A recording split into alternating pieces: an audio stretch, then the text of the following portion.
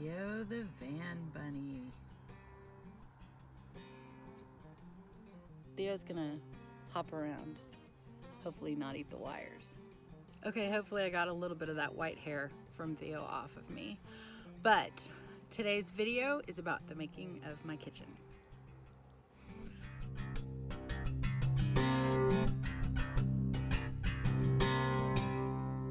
So I started out with the idea of using a child-sized desk or a vanity that I would then lift up to make it counter high, because I'd seen van build outs with the kitchen in the back and it always reminded me of that. And since I'm not a gifted furniture maker, I thought it would just be easier if I did that.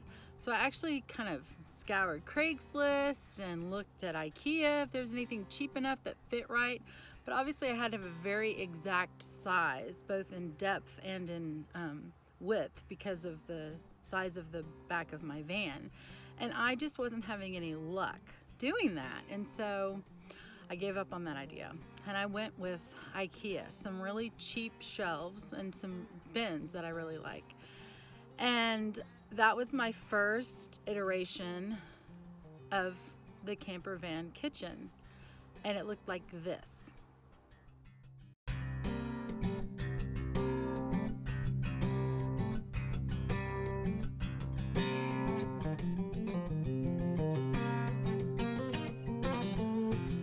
So that's what the kitchen looked like, and we took it out several times with the kitchen in that configuration. And the lids of the bins were perfect for cutting boards, and so that was nice. So it was actually working really well. It was kind of annoying to get the bins in and out because they're not see-through. So I was like, okay, I'll make labels. So then I made labels and it was better, but still it was a little bit, you had to go in and out, in and out. It wasn't as easy as a drawer. And so I was working on making that better, but pretty much I was happy with it. And I could take it in and out as needed.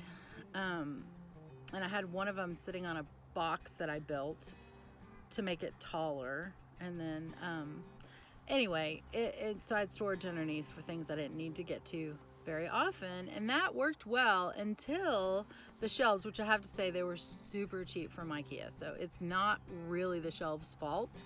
I had a cooler, refrigerator, compressor refrigerator on there, and I had bins that were full of pots and pans and food and all kinds of things, but it was too much for my $10 IKEA shelves, and they started warping and not working very well.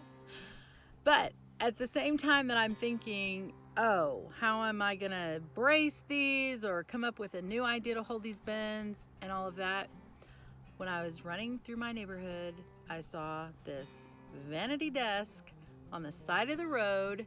It had, obviously there had been a pet who was into chewing wood, because the front legs were all just chewed and scratched to pieces, and there was some broken parts and all of that. So it was just on the side of the road, and I thought, oh my goodness, this looks like the right size. And so my original dream came back.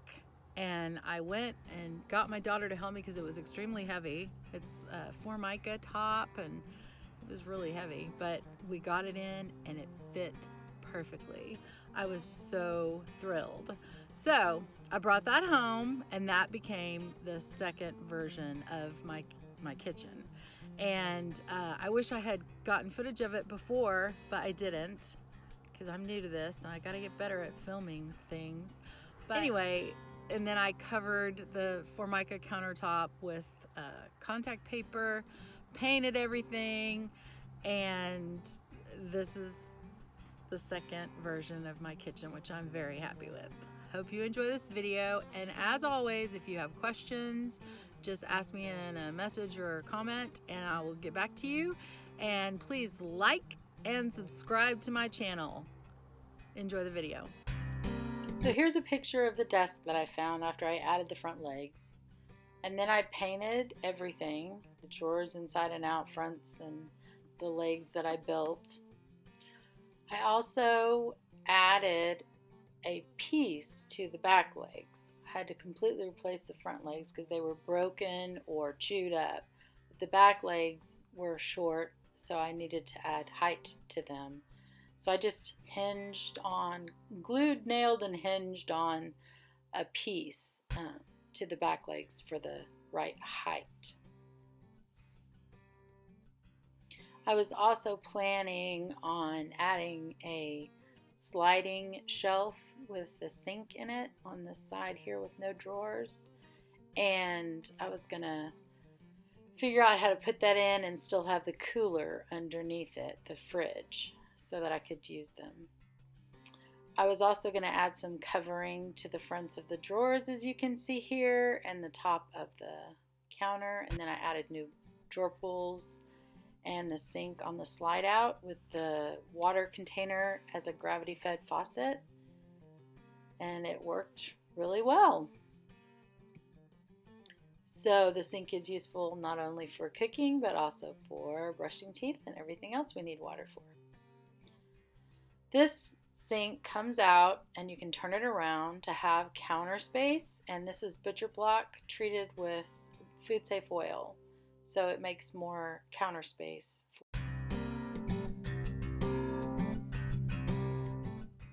There's plenty of space in the 4 drawers. This top one on the left has silverware, cutting board sheets, and a toaster. And then below that we have all the cooking gear and plates. And then on the bottom we have a big drawer for food. And on the top there we have some more storage and spices. And in this drawer over on the right side have cleaning supplies.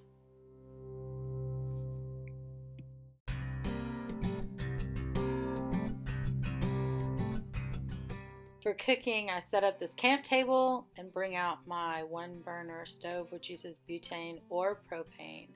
And that gives me some more surface to prepare food on, and just kind of completes the whole kitchen. I have this Alpicool fridge to keep things cool. And here's the water stored when I'm ready to go. I can bungee cord it to the back of the headrest to keep it upright and in place while I travel. And that's the kitchen.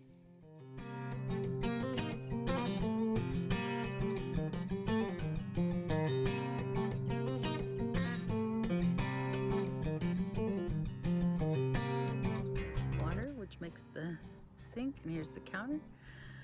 But that made me look really weird. Okay. Hi, YouTube. Coming. Whoa. So, this video is actually. What are you doing, buddy? So that's what the film. Blah. Why am I banging so weird?